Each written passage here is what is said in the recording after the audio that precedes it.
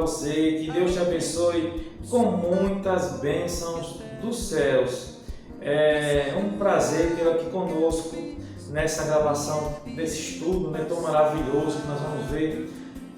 Nesse momento vamos estudar, estamos a estudar a lição de número 12, a lição dos jovens. Este canal ele é gravado aqui na Igreja da Boa Esperança, sobre a coordenação do pastor James Costa.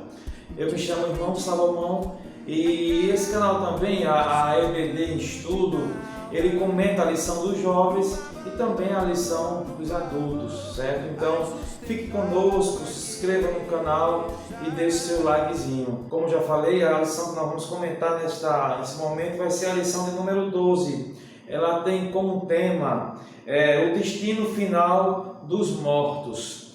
A primeira base da lição é o texto do dia, que está lá em Hebreus, no capítulo de número 9 e versículo de número 27, que diz assim: e como aos homens está ordenado a morrer uma vez, vindo depois disso o juízo. A síntese do dia, ou a síntese da lição, diz assim: o destino final de toda a humanidade dependerá de suas escolhas.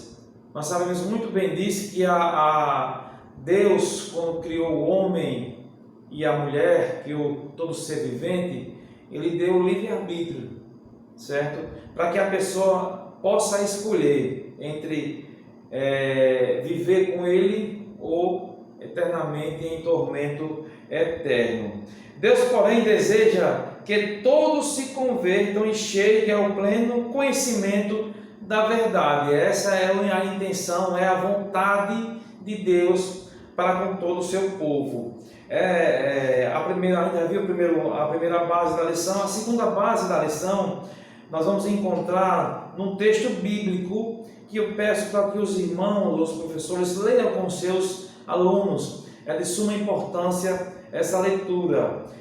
Se encontra lá em 1 Coríntios, capítulo 15, do versículo 12 ao versículo de número 20. É a segunda base da lição, que vai dar base a todo o estudo dessa lição de número 12, que é tão importante.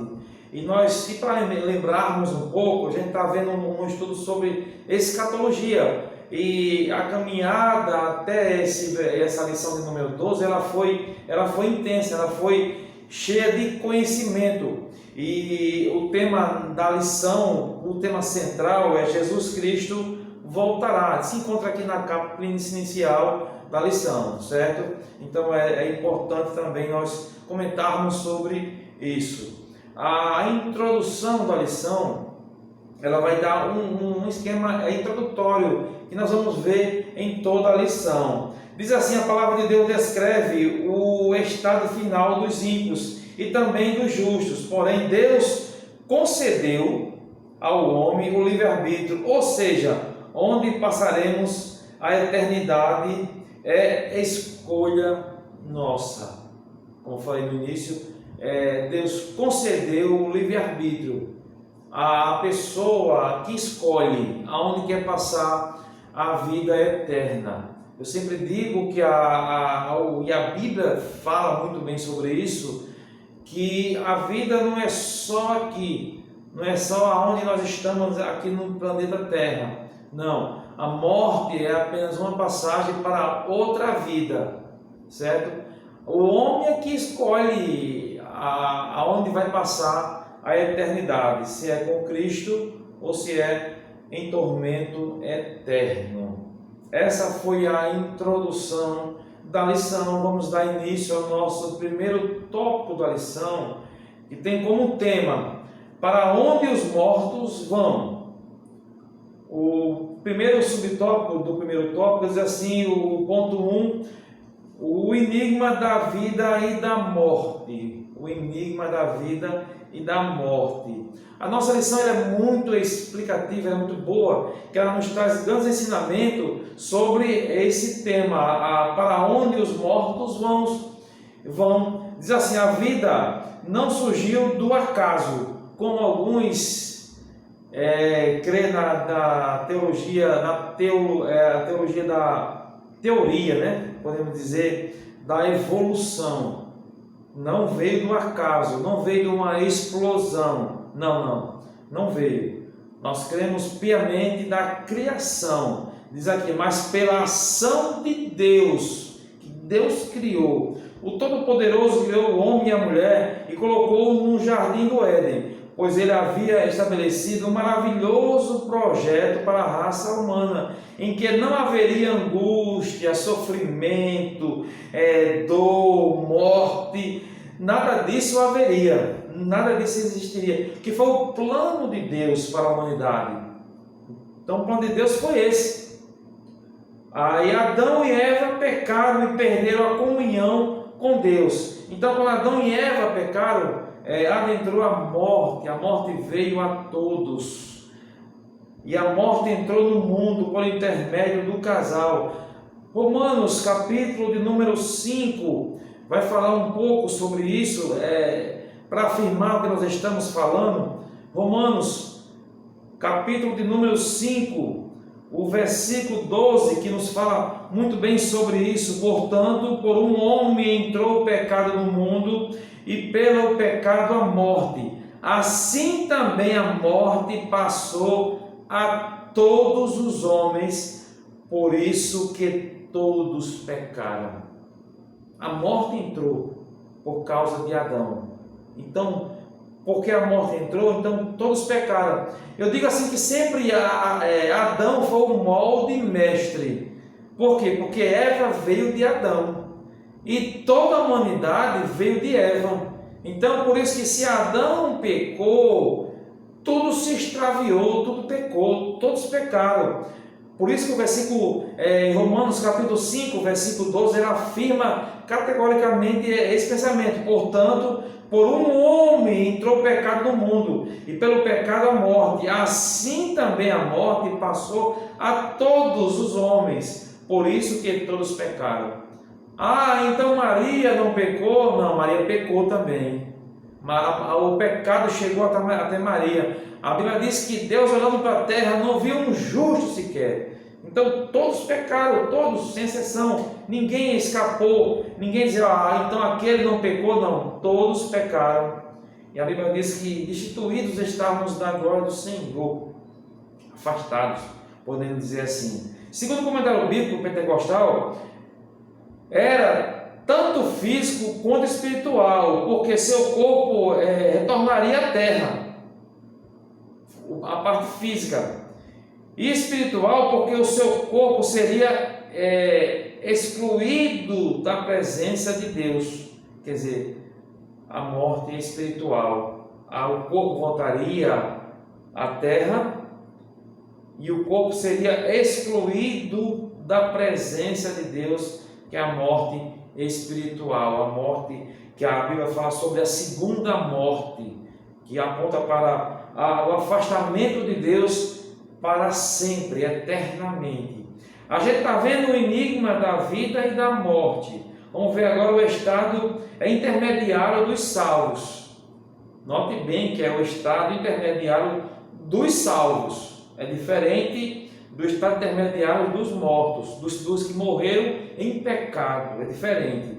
O que é o estudo intermediário? O que é o estudo intermediário? Como podemos definir? Ou como é o estado intermediário? Ou como podemos definir? A lição, o autor, ele traz uma luz sobre o estado intermediário. Ele diz assim: cremos que é uma circunstância entre a morte física e a ressurreição, tanto dos salvos como dos ímpios. Quer dizer, o estado intermediário é uma circunstância entre a morte física, certo?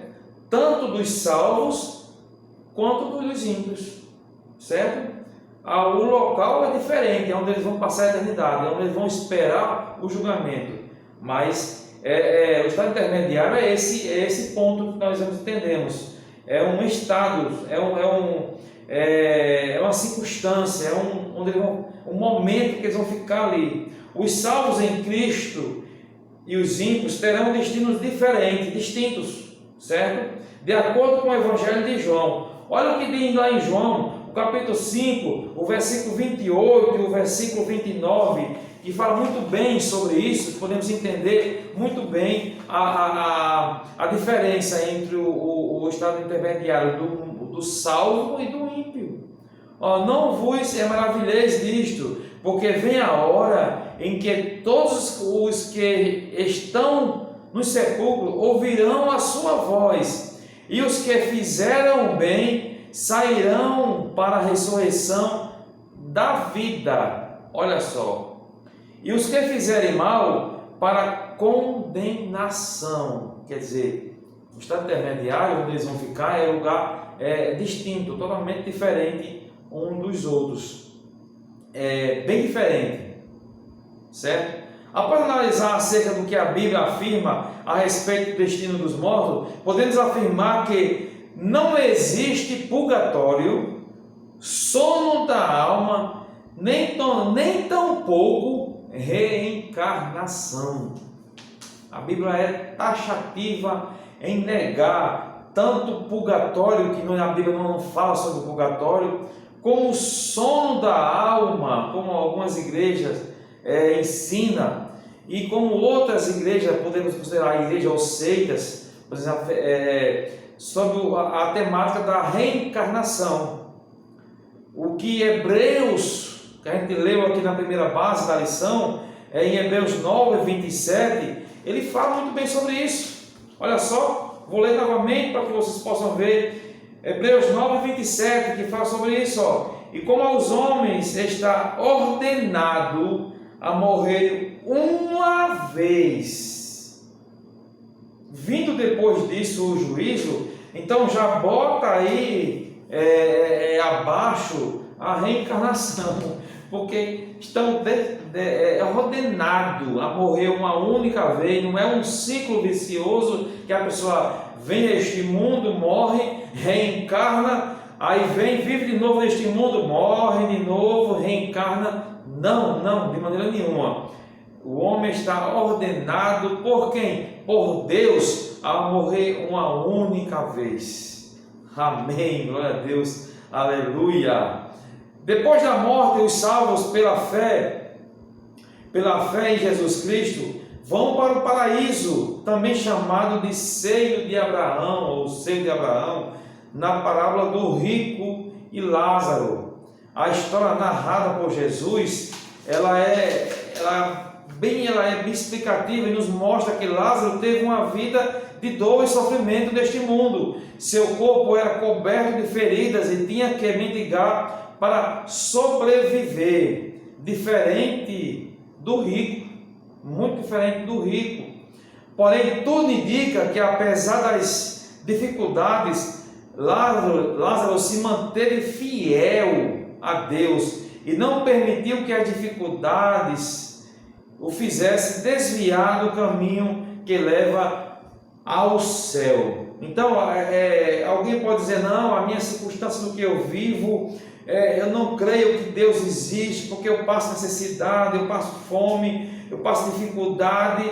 Mas Lázaro mendigou, comia da mesa do que caía do rico, mas ele permaneceu fiel até o fim. Por isso que na parábola diz que Lázaro foi para o seio de Abraão, para um local de descanso, diferente muito do rico, porque foi para um lugar de tormento. Aleluia, glória a Deus. A gente está vendo o estado intermediário dos salvos. O terceiro ponto ainda do primeiro tópico é o estado intermediário do ímpio. É muito diferente, não é igual ao do justo. Diz aqui na lição: o estado intermediário dos ímpios igualmente ocorre em plena consciência, inclusive acerca das coisas que aconteceram na terra. Quando a gente vê ali a palavra de Lázaro, do rico, certo? Lá em Lucas 16, podemos ver aqui algum trecho para que podemos afirmar categoricamente Lucas 16, a partir do versículo 19, ora, havia um homem rico, vestia-se de púrpura e de linho finíssimo, e vivia todos os dias regalada esplendidamente. E havia também um certo mendigo chamado Lázaro, que jazia cheio de chagas à porta dele. Olha a condição do que Lázaro vivia. Só que os dois morreram. E aconteceu que o mendigo morreu e foi levado pelos anjos para o seio de Abraão. E morrendo também o rico foi sepultado. E no inferno ergueu os olhos, estando em tormento. Olha só, ele ergueu os olhos e viu ao longe Abraão e Lázaro. Abraão e Lázaro no seu seio. E clamando disse, quer dizer, o rico tinha plena consciência, quer dizer, ele fala aqui, plena consciência, sabia o que estava acontecendo, ele estava presenciando, estava vendo tudo. Então, ele roga ao rico, ele roga a Abraão. Ele diz aqui, aconteceu que o mendigo morreu, no versículo 23, no inferno ergueu os olhos, estando em tormento, e viu ao longe Abraão, Lázaro, no seu seio. No versículo 24, e clamando disse, Pai Abraão, tem misericórdia de mim, e manda Lázaro que molhe na água, e pondo no seu dedo, e me refresque a língua, porque estou atormentado nesta chama. Olha só a condição do rico, certo? A condição que ele via ali em tormento, mas estava vendo, estava presenciando, e ele estava plena consciência do que estava acontecendo. Na lição fala assim, quando o justo morreu, foi levado pelos anjos ao paraíso, mas quando os ímpios morrem, eles vão imediatamente para um lugar denominado em grego de Hades, que é um lugar de tormento. Algumas versões da Bíblia que falam do Hades como inferno. Em Lucas 16, 23, o 16, 23 é aqui, e no inferno ergueu os olhos, estando em tormento, e via ao longe Abraão e a Lázaro no seu seio. Então, no versículo 23 do capítulo 16, fala de inferno.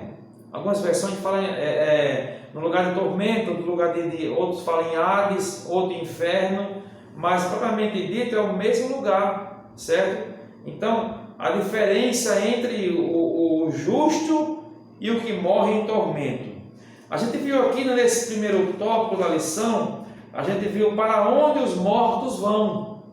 A gente viu o enigma da vida e da morte.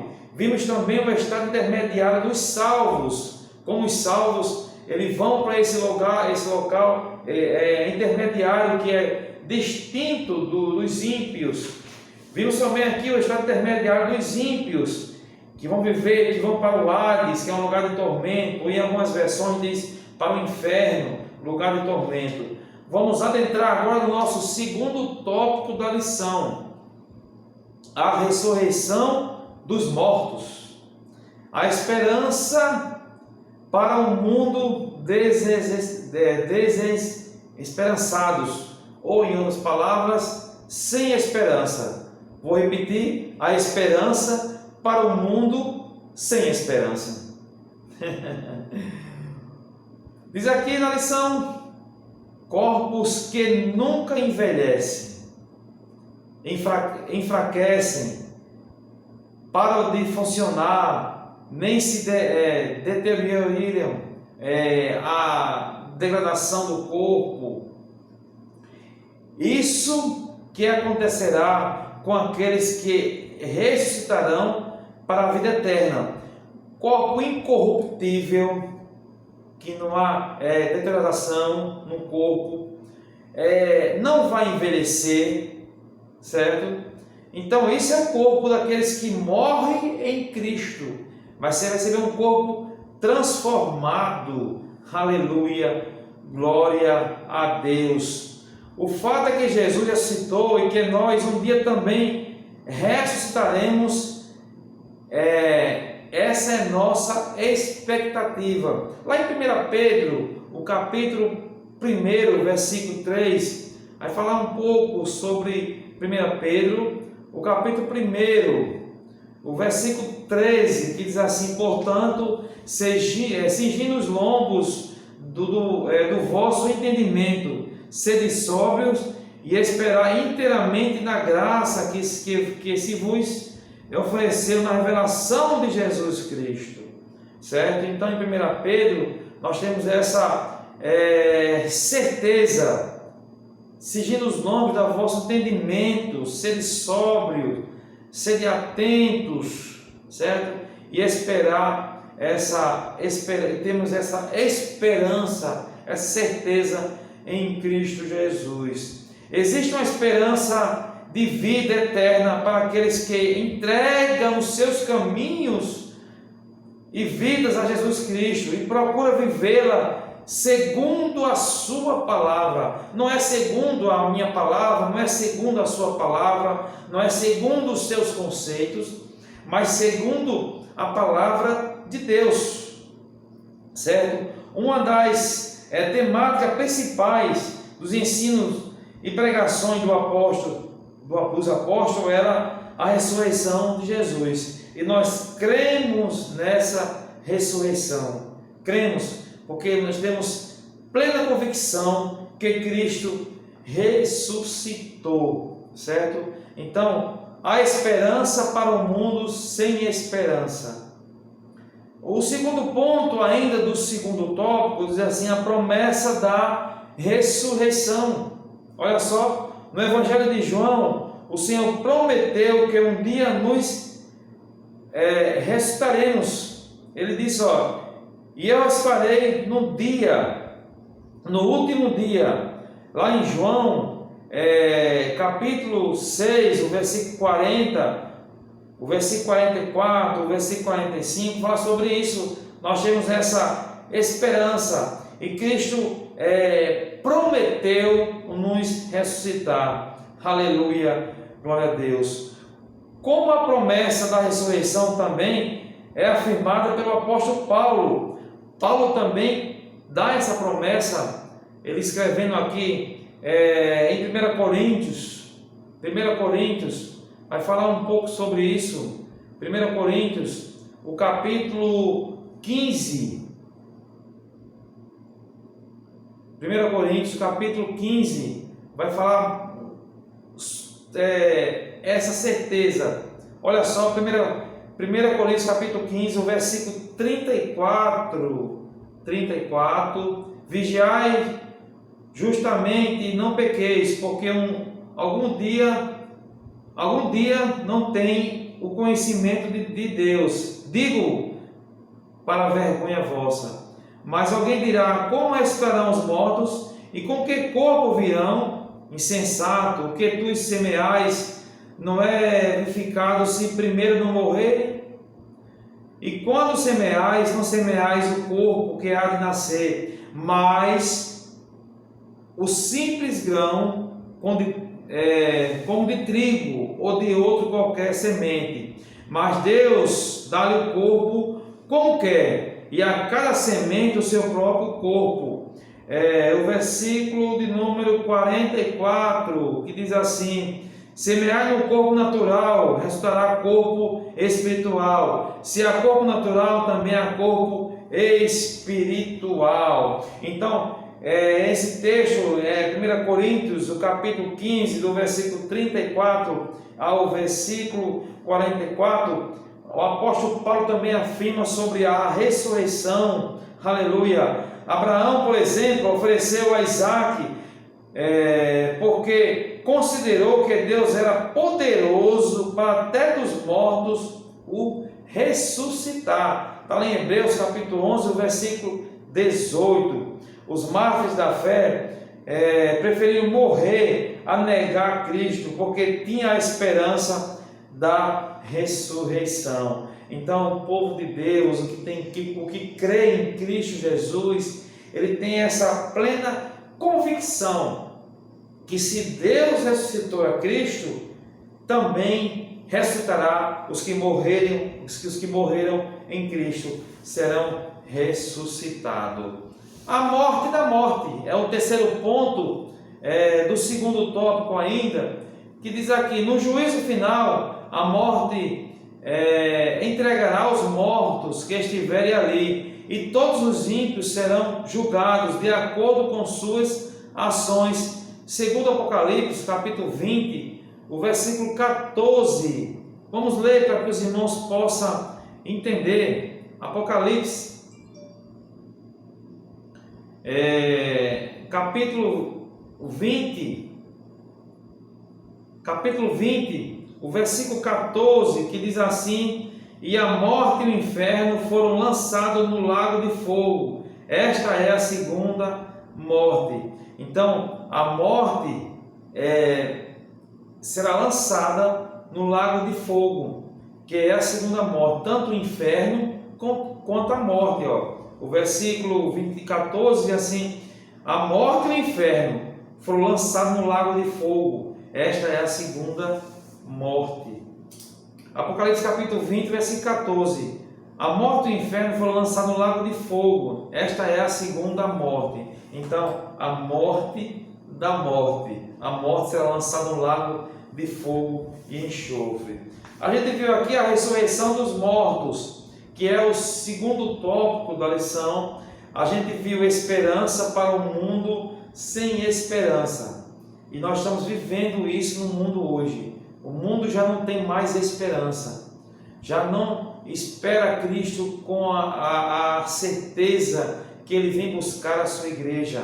O mundo está sem esperança, devido ao aumento de guerra, de rumores de guerra, o aumento da apostasia, o desamor. Já não amamos mais, pecaram, mas Deus, com seu infinito amor, enviou seu Filho e morreu em morte de cruz e ressuscitou.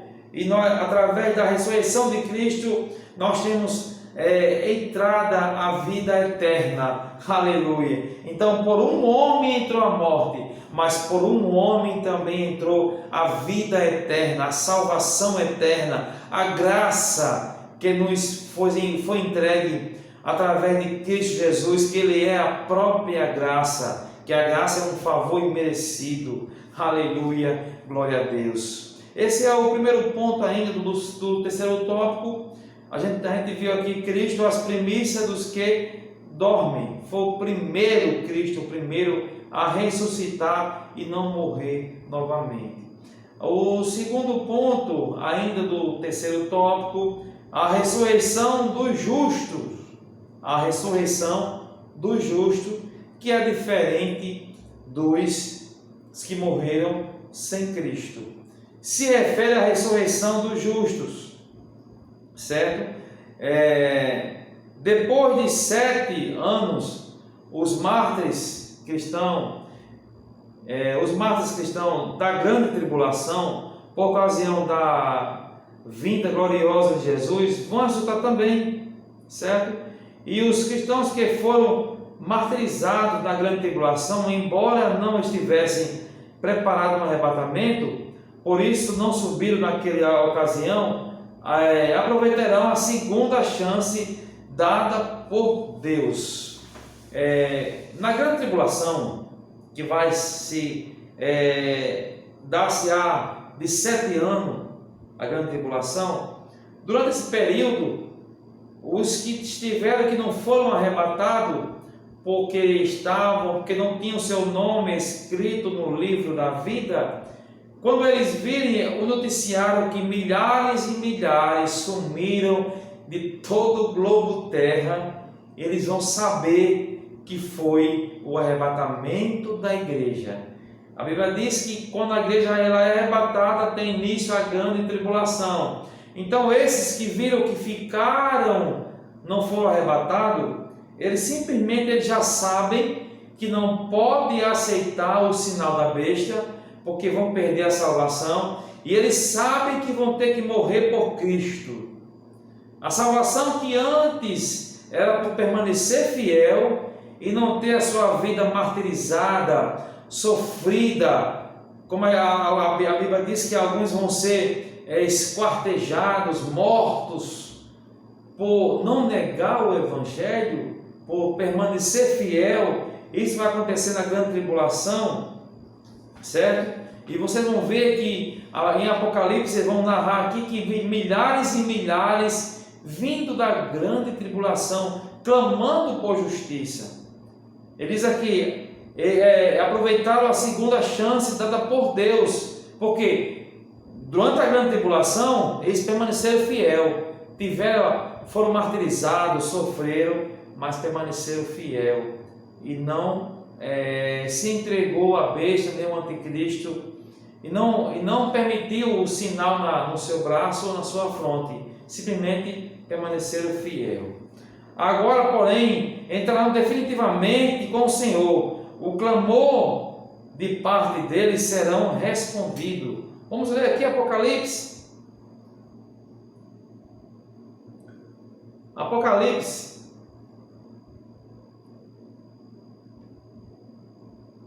Apocalipse capítulo 6.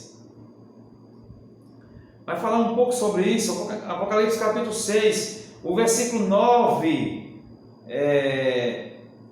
O versículo 9 até o versículo 11, que diz assim: E havendo aberto o quinto selo, vi debaixo do alto as almas dos que foram mortos por amor da palavra de Deus e por amor do testemunho que deram. Olha só, por amor à palavra e deram testemunho. Tiveram suas vidas arrancadas, foram massacrados, mas deram testemunho, permaneceram fiel. Olha só o versículo 10: E clamavam com grande voz, dizendo: Até quando, ó verdadeiro e santo dominador, não julgas e vingas o nosso sangue dos que habitam sobre a terra? Olha só o versículo 11: E foram dados a cada um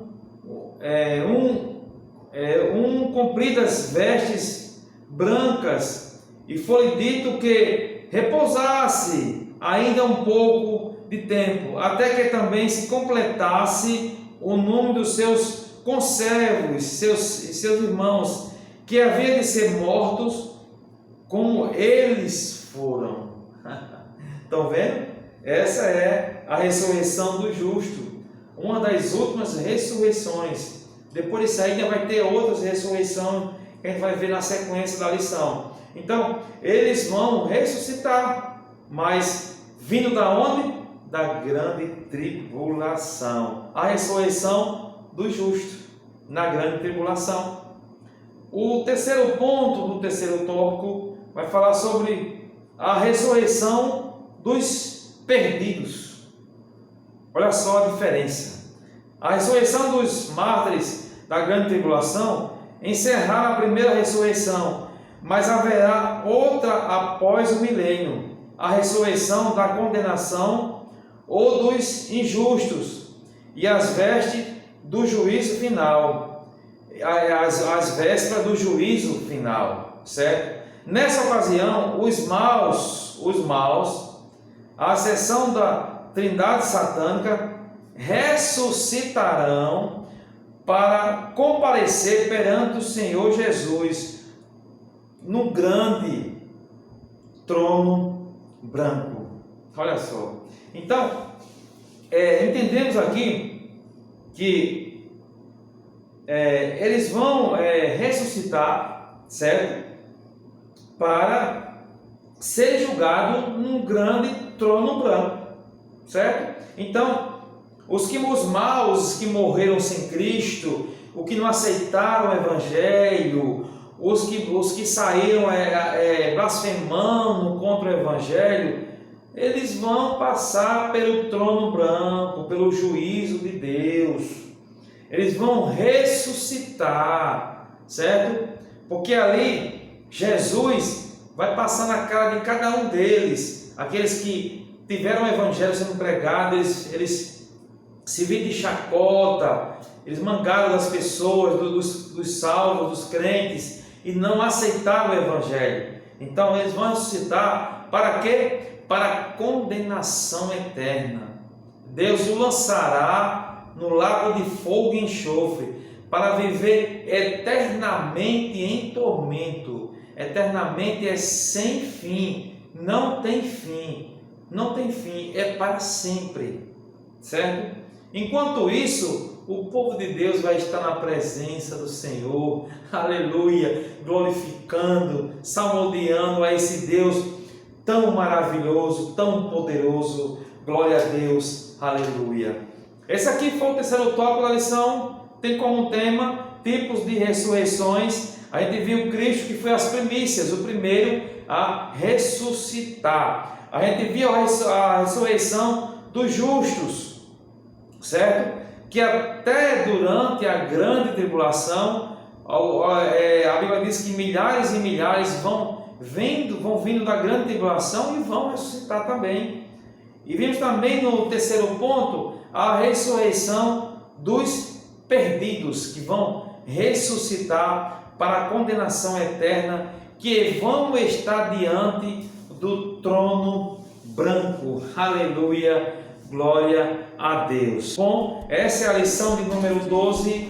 Eu espero que vocês tenham eu tenha trazido uma luz para que vocês possam entender a lição de domingo que vocês vão transmitir, certo? E vocês possam ter trazido uma aprendizagem para a sua vida, certo? Desde já eu agradeço a sua oportunidade, o seu tempo de entrar e tomar um pouquinho do seu tempo, é de suma importância. Eu agradeço a Deus e que Deus te abençoe com muitas bênçãos dos céus. Que não deixe de se inscrever no canal. Olha, o seu likezinho é importante, porque o YouTube ele entende que é uma aula, é um ensinamento bom, e ele vai passar para outras pessoas. E esse evangelho vai ser pregado em toda a criatura. Que Deus te abençoe com muitas bênçãos dos céus. Amém.